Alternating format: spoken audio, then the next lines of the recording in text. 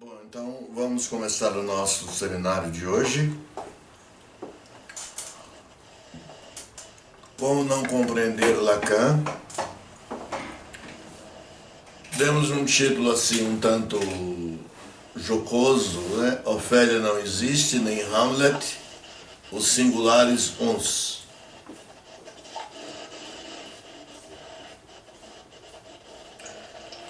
Na verdade,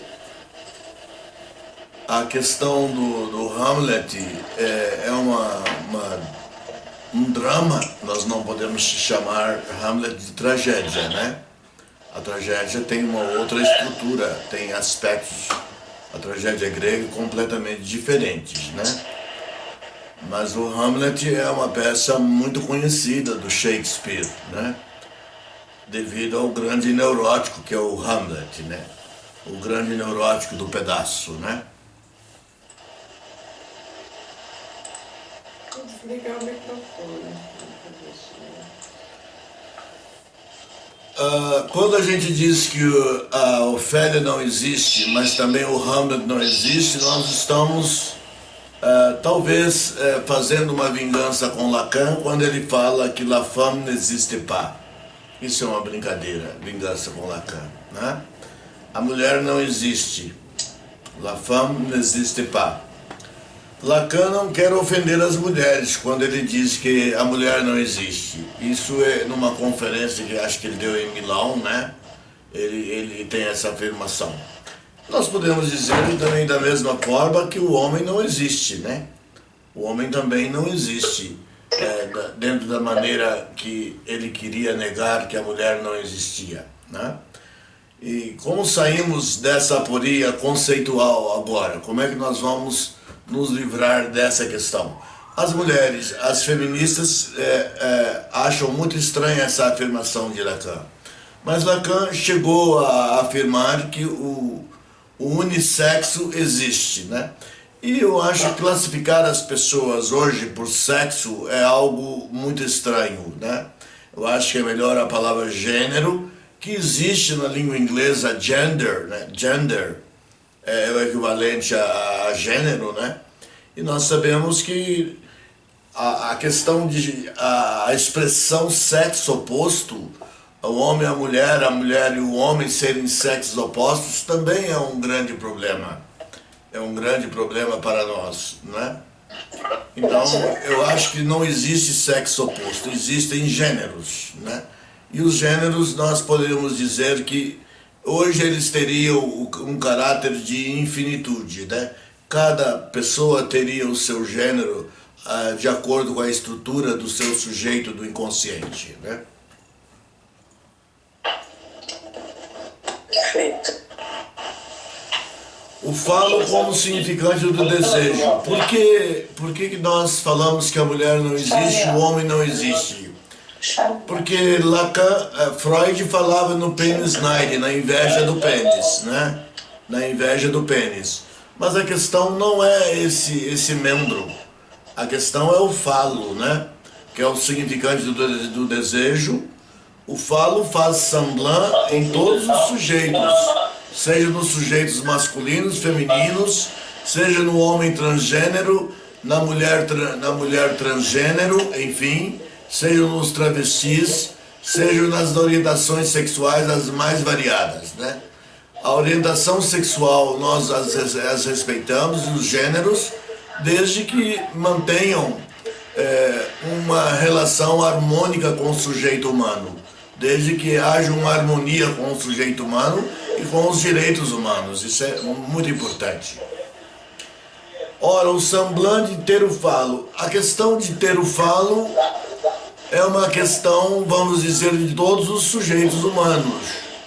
Ter o falo castrado. Quando nós falamos no falo, ele é um objeto que entrou no campo do real, do simbólico, do imaginário, do campo do simbólico, através do processo castracional, que é um dos grandes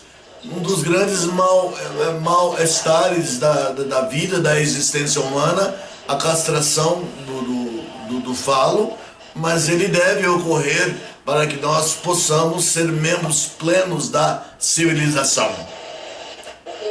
membros da civilização humana. É claro que nós temos que renunciar a determinados gozos, né? Os gozos precisam de ser colocados fora. O gozo do outro, o gozo fálico, o mais de gozar, e finalmente para que nós possamos ter o objeto pequeno a, que é aquele que vai compor o sujeito do discurso do analista. É um elemento importante, o objeto pequeno a. O Dasein não existe sem o falo. O Dasein, como o ser no mundo de Heidegger, eu gosto muito dos meus seminários de estabilizar esse conceito que a gente vem colocando, né, há muito tempo. Lacan era um leitor assíduo, um leitor frequente de Heidegger e falava dele nos seus seminários com muita intensidade. Então nós temos o falo com Φ maiúsculo e o falo com Φ minúsculo. O falo com Φ maiúsculo é o falo simbólico, é aquele que passou por todos os processos simbólicos da castração. E o falo com Φ minúsculo é o falo imaginário, né? Imaginário. São significantes ordenadores do santoma. Santoma é o contraponto da palavra sintoma. Santoma seria a estrutura do inconsciente. Nós podemos entender no seminário 23 de Lacan como sendo a estrutura do inconsciente, ou a estrutura do sujeito, o santoma. Ou podemos entender também o santoma como uma suplência, um elemento suplencial. O falo com Φ minúsculo habita a primeira infância. Na verdade, o bebê, ele tende, o infante, a ter o falo, né? A ser o falo. E finalmente ele evolui para uma posição de ter o falo. Obviamente, dentro do sistema da castração, do processo simbólico no qual o sujeito humano ele é mergulhado para que ele possa realmente ser dono de uma humanidade que vai andar ao longo de toda a sua existência, né? O falo com Φ maiúsculo inaugura a entrada do sujeito simbólico no real simbólico imaginário, no Novo Romeu de Lacan, que é, na verdade, uma estrutura desejante, né? Principalmente o simbólico, que é o desejante. O real nós não sabemos o que ele é, o que ele significa. Qual seja a solução dos conflitos do Édipo, né? Nós sabemos que o Édipo é um inferno da existência humana, do qual nós saímos, e se saímos bem, nós saímos de uma posição paradisíaca. No caso do Hamlet, ele não consegue sair do Édipo, né? E o Édipo se miscui com uma estrutura neurótica bastante grave, que eu diria que além de uma questão edipiana grave, no Hamlet de Shakespeare, nós podemos dizer que ele é um neurótico obsessivo compulsivo, aquele neurótico que imagina coisas o tempo todo e que procrastina. Está sempre adiando as coisas para que o seu gozo no sofrimento possa realmente acontecer. Entrada e saída do Édipo. Entrar e sair do Édipo seria entrar no inferno do gozo. Sim, porque na verdade estar no Édipo é estar no inferno do gozo. La jouissance, o gozo lacaniano, la jouissance lacanienne. Como eu havia começado a dizer anteriormente, eu volto a repetir. É uma situação gozante muito complexa que nós temos que lidar com ela através da transformação, né? Então nós saímos do inferno do gozo e conseguimos entrar no paraíso do desejo ético, né? O desejo que é um produto da castração, que é um produto, vamos dizer, da queda do gozo do outro, do gozo fálico, que é um gozo já regulamentado, e ao mais de gozar, que é o objeto pequeno a, né? Então nós saímos do inferno do gozo para o paraíso do sujeito desejante ou para o desejo, que é uma estrutura ética no sujeito humano, né?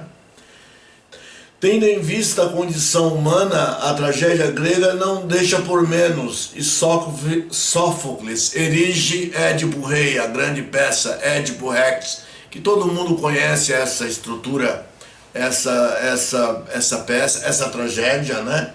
E que Shakespeare, obviamente, se inspira, com certeza, de alguma forma, nela para criar a peça Hamlet, a sua peça, o seu drama.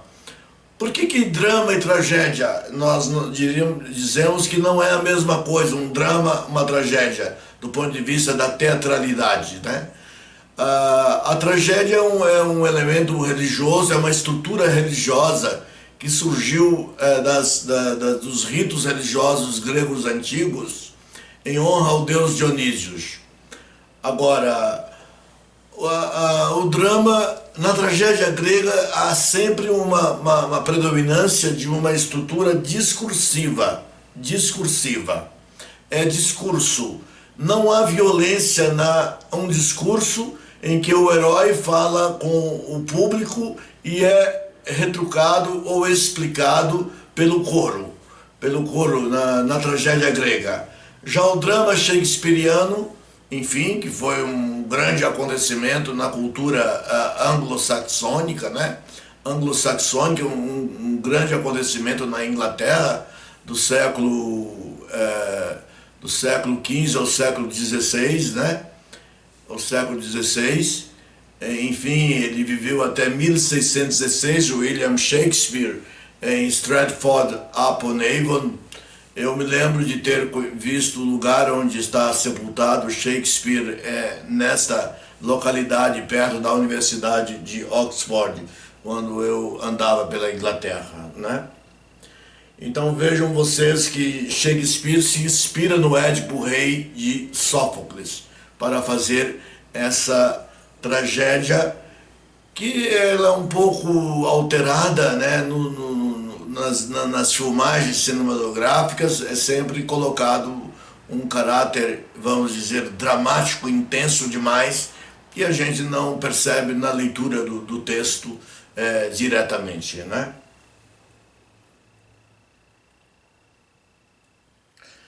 Édipo em tragédia e em drama, é o que eu estou explicando.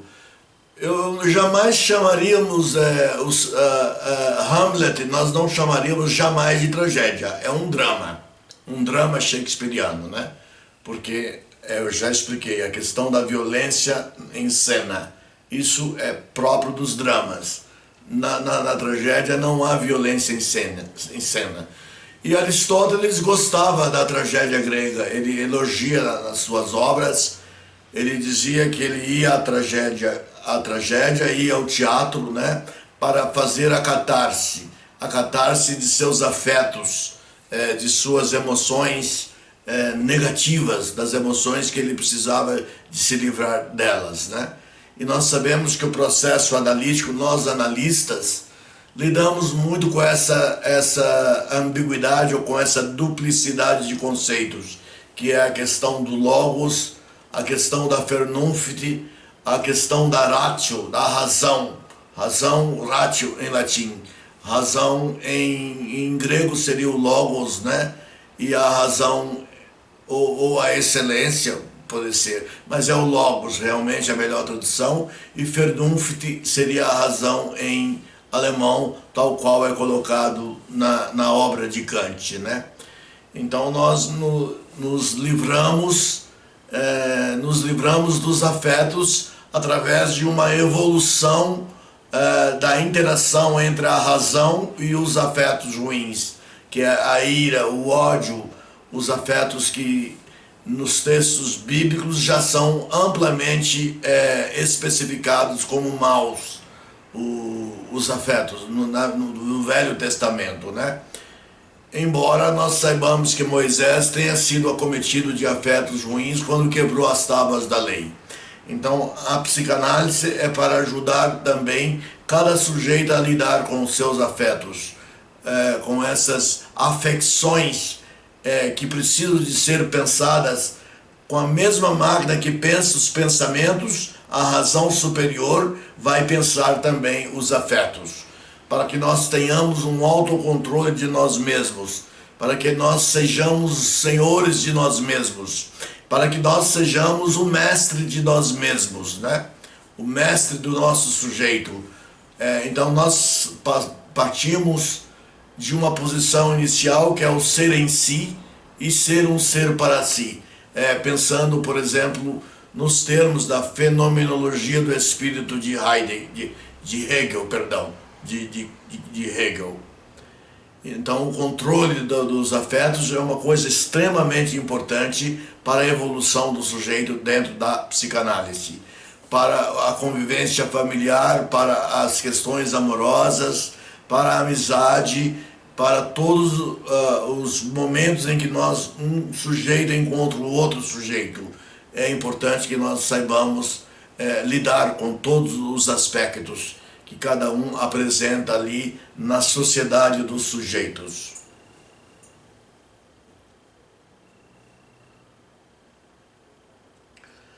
O patos do sujeito de Hamlet. Hamlet, na verdade, Shakespeare escreve Hamlet de uma maneira em que ele dissolve o nome do pai. Ele dissolve o nome do pai em duas situações ou circunstâncias, que é o espectro, né, que é o fantasma do antigo rei da Dinamarca, né, no castelo de Elsinore, que hoje chama-se Castelo de Kronborg, né? Esse castelo é o Castelo de Kronborg, onde existe o Museu Marítimo da Dinamarca. Lá, durante 2 vezes ou mais, eu não sei o número de vezes, foi encenado o drama shakespeariano do Castelo de Kronborg, né? Então, voltando a Hamlet, ele dissolve o pai em forma de espectro do fantasma e dissolve o pai na figura do tio, do rei Cláudio. Após a morte do pai de Hamlet, Cláudio assume o poder como rei. E ele vê nesse pai, nesse tio, a figura do pai. E tem conflitos muito intensos com a figura do pai. Hamlet, psíquica e edipicamente, invejou o tio. Ele que pensava que o tio seria o assassino do pai, do antigo rei Hamlet, na verdade ele tinha uma inveja muito grande, uma inveja da posição do tio por ter podido matar o pai de Hamlet, né? O príncipe Hamlet realmente gostaria, inconscientemente, ele mesmo ser o autor do assassinato, né? Do assassinato, que é um dos temas que move o drama shakespeariano. No seu inconsciente, ele lamenta não ter eliminado o pai e ter se tornado o marido da mãe. Embora ele é um neurótico obsessivo-compulsivo, e que tem uma relação bastante difícil com as mulheres, né? A Baixa Tibur, uma psicanalista brasileira, até cunhou o termo complexo de Ofélia, né? Ofélia, que é a filha de Polônio, o primeiro-ministro, vamos dizer, do governo da Dinamarca, da monarquia dinamarquesa, naquele período shakespeariano, né? Então, o Polônio tem uma filha que chama-se Ofélia, que era a namorada do príncipe Hamlet. Ele não dava realmente atenção a Ofélia, hora nenhuma ele dá atenção, ele mata o Polônio, o pai de Ofélia, Ofélia enlouquece e ele não se envolve nos problemas da personagem feminina. Poderíamos dizer que Hamlet seria um misógino, quer dizer, que ele não teria. A relação dele com a mãe é uma relação muito perturbada, uma relação difícil, e que ele seria um misógino, que ele não teria amor pelas mulheres, né? Ele não teria um amor genuíno pelas mulheres, ou teria um amor gozante é o que ele teria claro que ele vivenciou um gozo, né? Ele vivenciou um enorme gozo em relação às mulheres e em relação ao seu próprio complexo de Édipo, que desencadeou o passo, né, de todo o movimento do drama shakespeariano. E vou repetir, não é tragédia grega. A tragédia grega é um rito religioso, né? Outros patos do sujeito hamletiano. Misógino, sim. Ele despreza Ofélia. O que dizer a palavra Ofélia? Quando eu disse Ofélia não existe, eu quero simbolizar na Ofélia a mulher. A mulher, mas a mulher numa condição que não é aquela que nós desejamos. A mulher moderna, contemporânea, já tem uma outra posição na civilização ocidental, em que ela pode não existir, segundo Lacan, mas como também não pode o homem não existir. Enfim, nós temos os gêneros, os infinitos gêneros. É importante que nós respeitemos a posição do gênero do ponto de vista da subjetividade de cada sujeito, né? Entender isso do ponto de vista da psicanálise é muito importante quando recebemos alguém no divã e que alguém possa falar de seus próprios desejos, de suas próprias fantasias ou da sua estrutura bem ou mal ajustada. Enfim, a psicanálise é para fazer os devidos ajustes. Não que o sujeito se empenhe e seja um objeto da máquina social, mas para que ele possa ter uma arete, no sentido grego, uma excelência, uma eudaimonia, uma certa felicidade, né? Lacan, as pessoas perguntavam a Lacan frequentemente: até quando eu devo ser analisado, doutor? Ele respondia: até quando você achar que você tem alguma felicidade.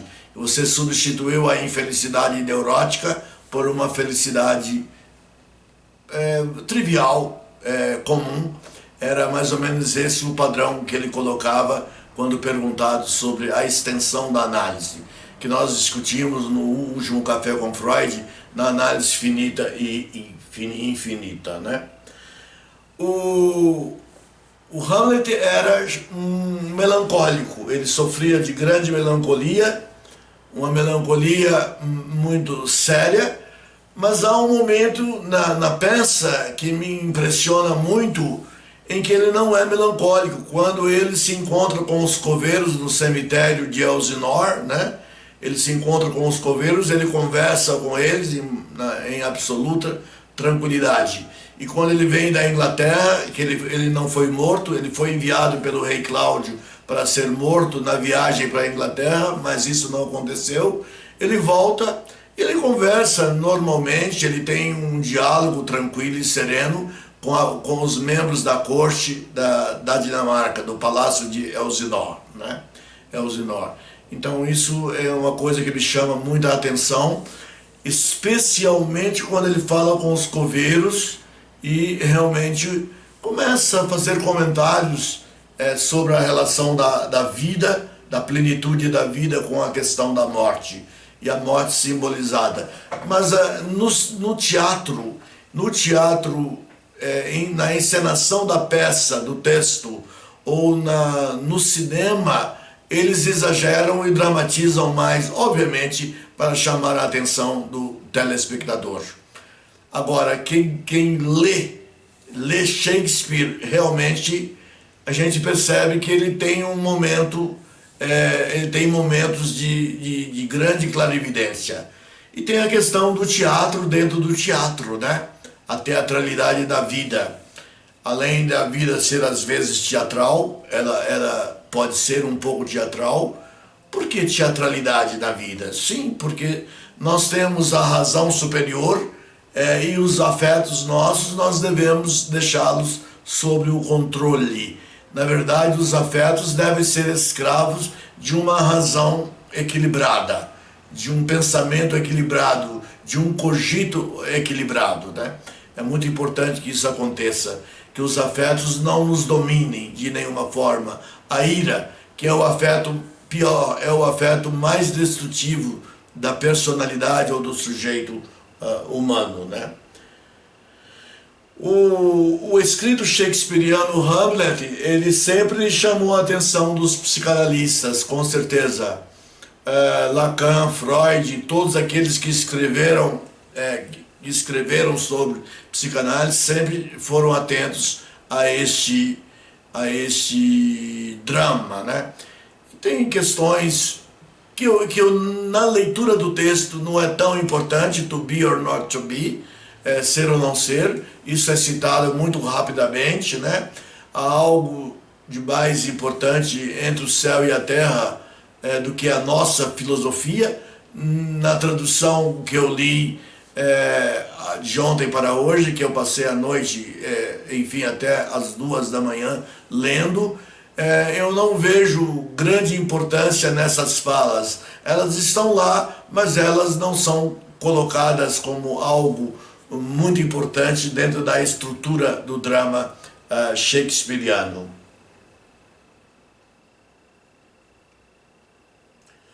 A teatralidade da existência, isso é interessante. Como nós estamos falando de Hamlet, e nós vamos lembrar um pouco mais. O sujeito do topos intersubjetivo. Um sujeito que está no lugar de se relacionar com outro sujeito. E qual é e essa relação, esse vínculo, pode ser o marido e a mulher e o marido, né? E esses vínculos, eles são coordenados pela ratio, pela razão, em latim, logos em grego, Vernunft no alemão kantiano, né?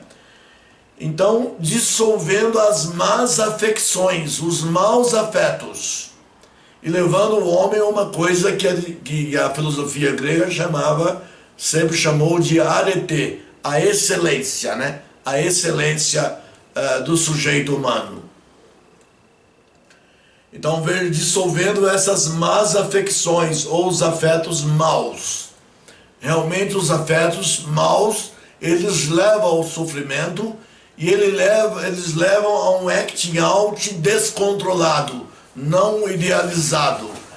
Isso é muito importante que a gente tenha em mente, que os afetos levam a uma ação descontrolada do humano, que o homem involui através dos afetos, e ele evolui através de uma razão castrada. A razão não pode tudo, porque fazer tudo em nome da razão, de um pensamento racional, por exemplo, nós temos perversos ou serial killers, por exemplo, que são extremamente racionais em seus acting outs. Então a razão também precisa da castração simbólica, para que nós possamos criar um reino do bem na sociedade em que nós vivemos, ou na civilização em que nós vivemos, né? Então, os afetos bons, como as virtudes aristotélicas, devem ser cultivados e mostrar as caras no processo psicanalítico. E nós devemos aprender, através da nossa análise, ou da análise de quem deita em nosso divã, que realmente devemos domesticar os afetos, torná-los submissos ao sujeito da razão suficiente, da razão ética, né? Porque a razão não pode tudo. Nós sabemos que em determinados sistemas políticos autoritários que existiram do período um pouco antes e durante a Segunda Guerra Mundial, nós sabemos que ali se trabalhava com o pensamento puro, com a razão pura, mas uma razão que estava a serviço do mal, né? Do mal como uma banalidade do mal, que a Hannah Arendt definiu o que ocorreu na Alemanha do Terceiro Reich, como sendo a banalidade do mal. Pessoas que praticavam o mal de maneira racional, como funcionários do Reich, mas que diziam que não sentiam nada de diferente, nada de fora da normalidade na prática do mal contra o outro sujeito humano. Na Segunda Guerra, na Alemanha do Reich, que foi antes da guerra e durante a Segunda Guerra mundial. Hannah Arendt passou por maus lençóis no julgamento de Eichmann em Jerusalém, e ela defendeu a banalidade do mal, dizendo que não via naquele homem que tinha praticado tamanhas monstruosidades, que não via nele a origem do mal. Ou de onde vem o mal? O mal vem de algum lugar do sujeito humano. Ele não vem da natureza. O sujeito humano, sim, ele pode praticar o bem e pode praticar o mal. E a psicanálise trabalha para que o sujeito viva junto do objeto chamado o bem.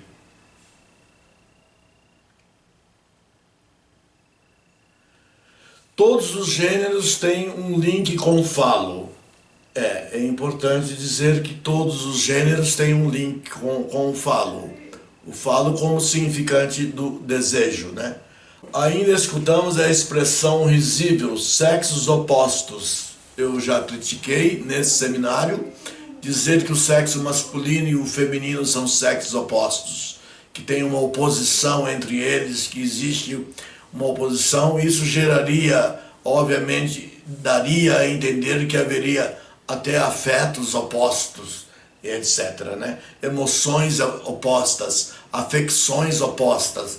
Não, sexo oposto, isso não deve existir, né?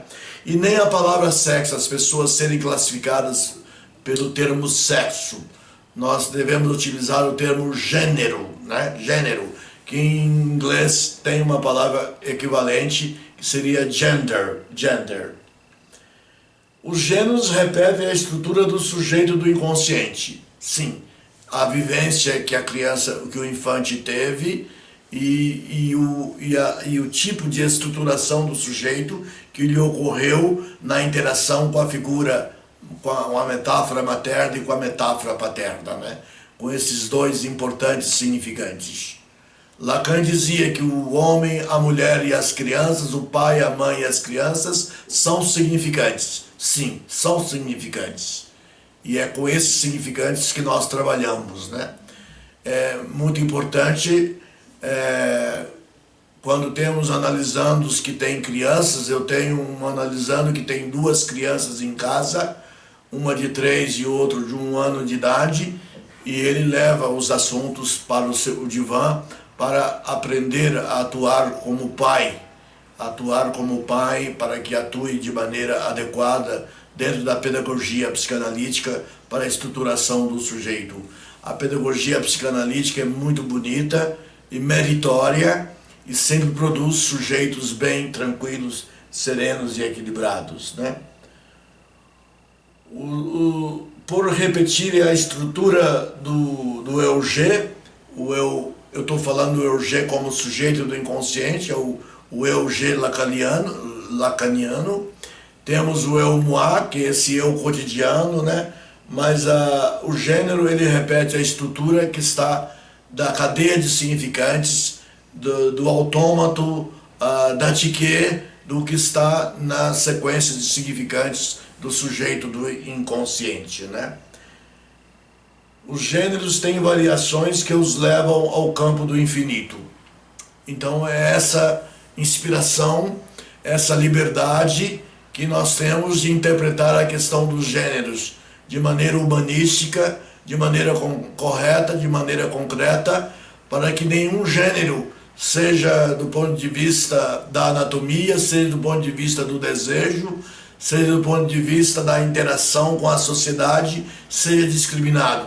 Um dia nós teremos uma sociedade completamente livre dessas opressões em relação ao processo classificatório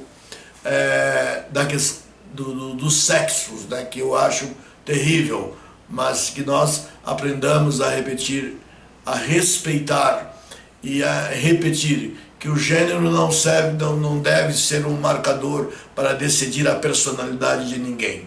Enfim, o gênero é um acontecimento do sujeito humano e, como tal, nós também devemos recebê-lo de bom grado, com muito carinho, com muito amor e em amplo respeito às liberdades humanas, às liberdades dentro da estrutura social, né? É claro que a minha liberdade, as liberdades que eu defendo com a questão dos gêneros, as liberdades elas estão ligadas também ao outro, as liberdades para o outro. Então, essa liberdade ela é modulada pelo eu e pela alteridade, pelo eu e pelo outro. Lacan fala, por que é que damos tanta ênfase à função do significante? Sim, Lacan dizia, o homem é um significante, a mulher é um significante, a criança é um significante. Porque é o fundamento da dimensão do simbólico. O significante é o fundamento da dimensão do simbólico. E qual só o discurso analítico nos permite, isolar como tal. Eu poderia ter agradado as coisas de outro modo, abordado as coisas de outro modo, dizendo-lhes como é que fazem para virem me pedir uma análise, por exemplo. Isso é Lacan falando. Eu poderia ter abordado a coisa de outro modo. Eu não gostaria de ferir esse frescor. Aos que se reconhecem, Deus sabe o que eles imaginariam sobre o que penso. Isso Lacan diz. Talvez eles acreditassem que eu os acho bestas.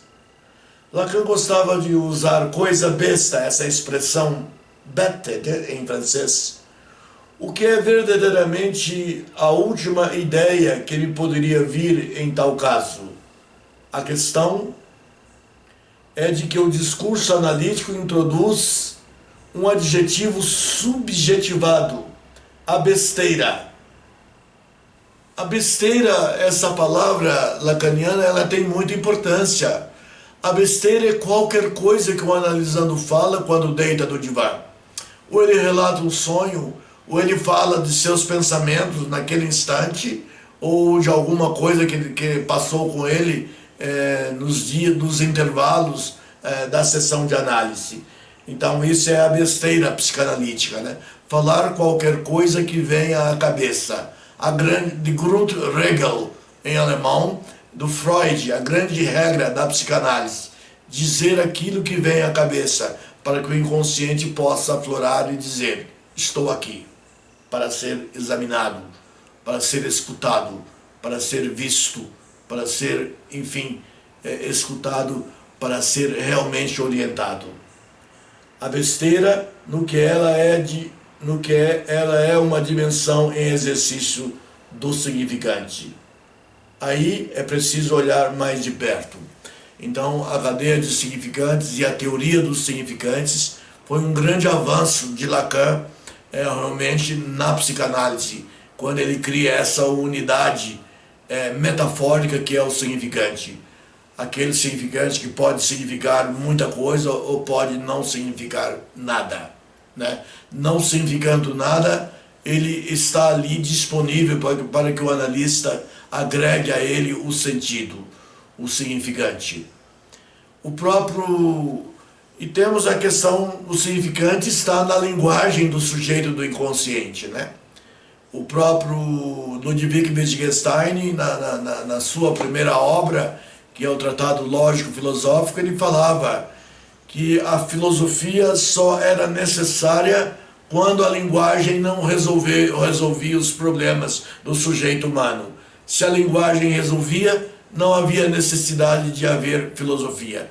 Mas, na verdade, nós sabemos que a filosofia, a cultura, a antropologia, o cinema, as artes, são parte importante do nosso sujeito humano.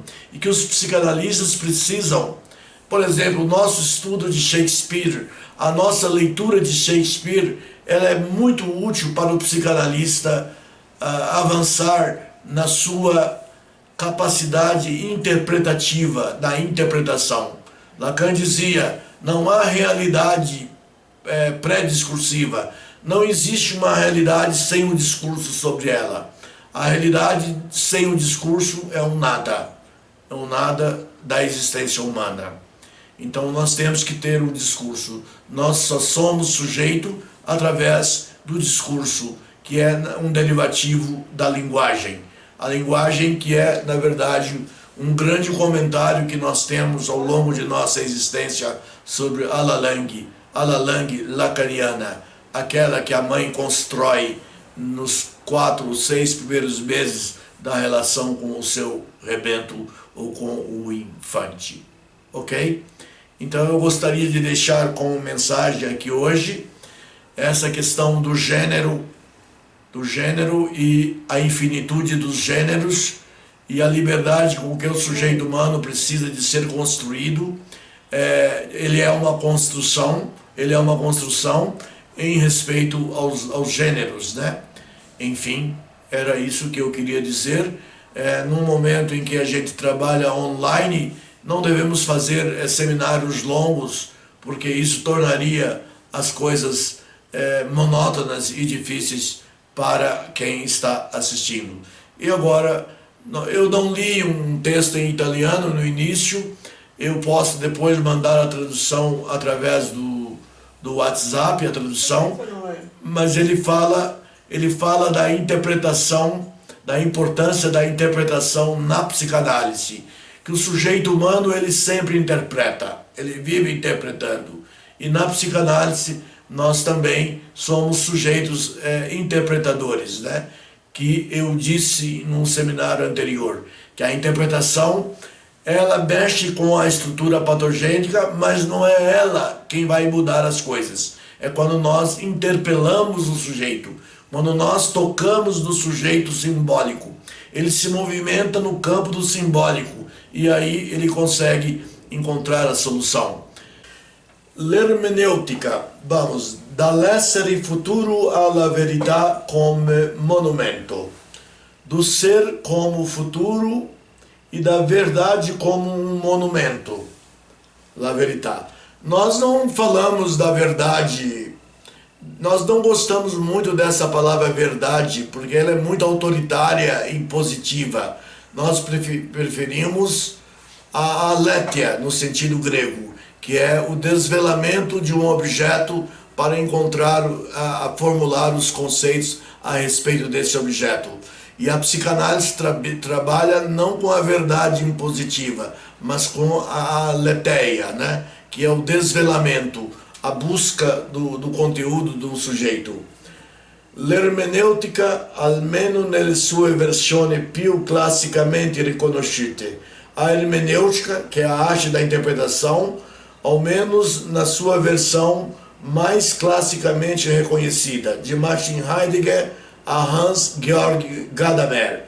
De Martin Heidegger a Hans-Georg Gadamer, parece implicar tra i suoi contenuti più caratteristici, parece implicar nos seus conteúdos mais característicos la tendência a uma definizione monumentale da verità, parece derivar a uma tendência de uma definição monumental da verdade, de la verità. E não é isso que nós queremos, não. A chamada verdade monumental não nos interessa na psicanálise.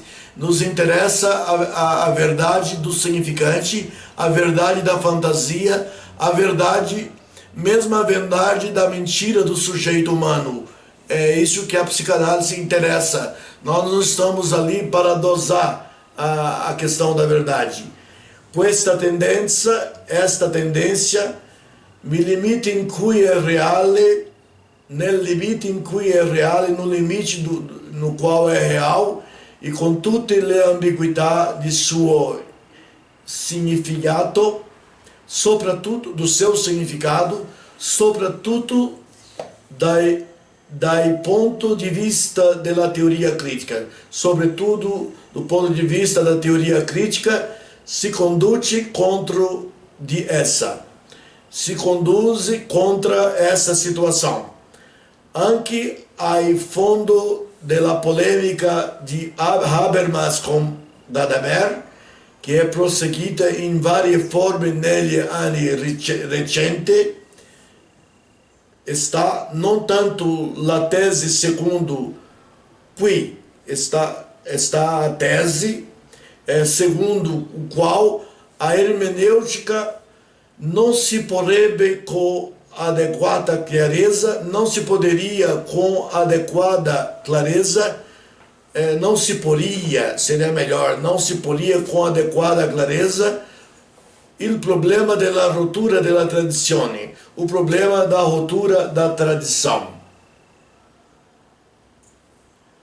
Rottura entro la quale, rottura dentro da qual, in concreto, l'interpretazione sorge, a interpretação surge, e com cui deve fare i conti, e com a qual deve fazer os contos, né?